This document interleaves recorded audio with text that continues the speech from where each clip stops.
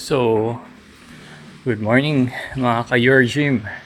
运动已暂停， Update sa Your Gym, dumating na yung ating granite 运动继续。 cement. Tapos, ating wood panel sa ating dance floor ay kinakabit na. No? So, ating dance floor natin. Actually, multifunctional area to. Dance floor, boxing area, Muay Thai area. So, kasya naman pala ang ano dito.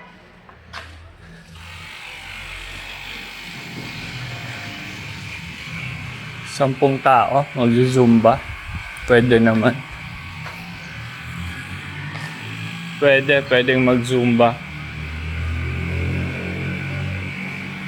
1, 2, 3, 4, 5, 6. 10 tao pwede mag-zumba dito actually.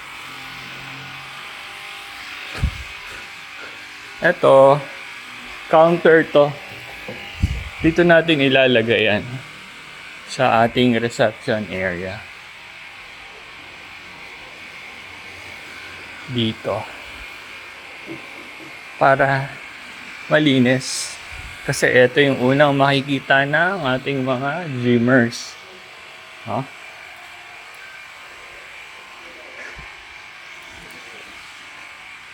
So wala pa ring locks yung ating mga cabinet. Wala pa ring locks.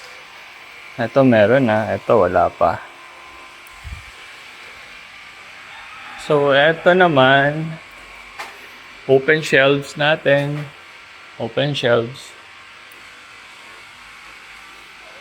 Yun, ating lockers.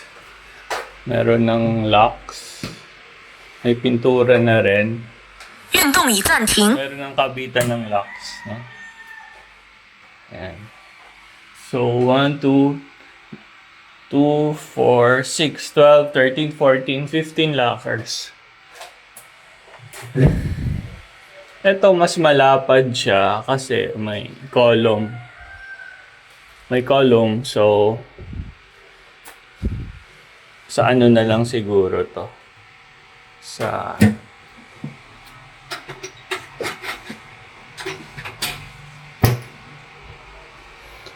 para sa mga gamit ng 运动继续， no? Tingnan natin yung CR.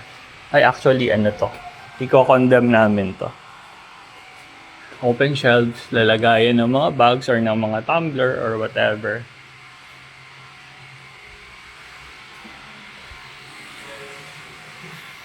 So, konti na lang guys. May mga abang na rin na kuryente. Actually, inaantay na lang yung salamin. Yung mga salamin, no? Naantay natin. Naantay natin yung salamin. Tapos,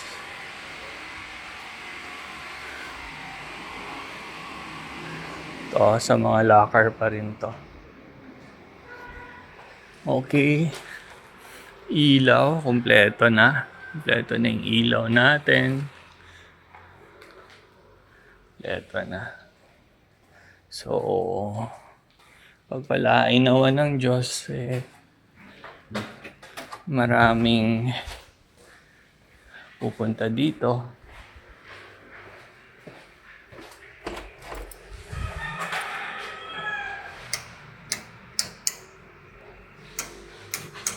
Okay, hindi pa nakaswitch yung kuryente. Anyway.